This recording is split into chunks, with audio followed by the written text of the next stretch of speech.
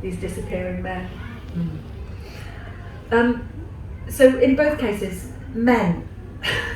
Dads are a bit of a problem as well. This is called mothers and daughters, but that's partly because the mother's the one that sticks around to have the problem relationship. There's a lovely bit in your book where the father takes her to the theatre and tries to introduce her to the star of the show or someone connected to the theatre, and it lands so badly, doesn't it? I did actually really feel for him at that moment. Did you? Oh, no. You're obviously a nicer person than I am. No, that's true. It's strange. In my book, the narrator's father, he's quite proprietorial. He can't let either of his daughters have anything to themselves. So if either of them gets into something, suddenly he has to sort of get into it and land on it as well. And she's reading her books and she's reading her Chekhov, and he feels that this is a bit of a challenge to him. So he takes it as an insult, her reading the Chekhov almost. Yeah, almost he does. Yeah, it's because she's doing something that isn't sort of focused on him. Actually, that sort of links with that line I just read out there, that the insult of the assault was that you were nothing to them.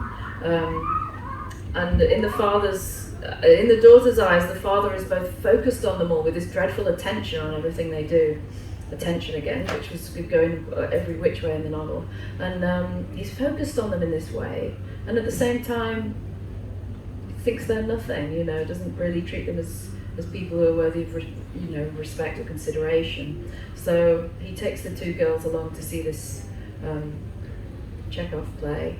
Well, he takes one of them. The other one he says is too stupid to appreciate it, which is a great way to handle sisters. But he takes one of them along, and then sort of decides that he sort of fixates on one of the actors who's playing one of the sisters and barges his way backstage.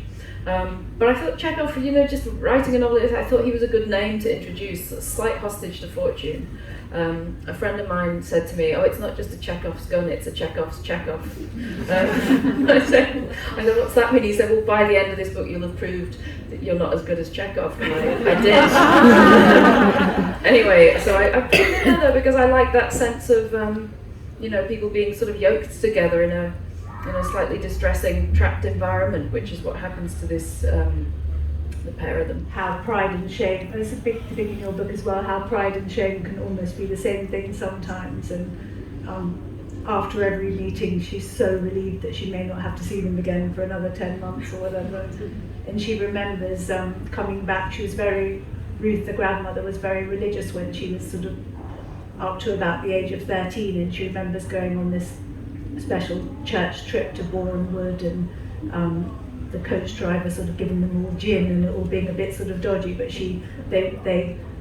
they all go, the little girls go to bed thinking that quite how much Jesus loved them even before they were born, and they have all this religious zeal, and she comes back and talks about it with her school friend Christine, who says, yes, religion always means more to people with absent fathers, and you can just see her sort of feeling so crushed, and so they're friends of long standing who probably should have gone their separate ways.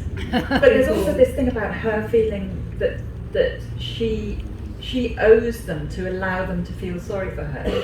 It's that sort of pretzel of pity and acceptance. We had pretzels before. We had pretzels. I know pretzels very good, very good, useful. Yeah, there's one point where they're all having a conversation and they're all feeling a bit sorry for her because of the state that Eleanor's come in, that her daughter's in, and then the little girl wakes up the baby, who's sort of 2, and creeps into the sitting room and is so utterly gorgeous and beguiling that she sees that suddenly, instead of feeling sorry for her in an unbearable way, they're all a bit jealous because she's got this wonderful little girl in her life.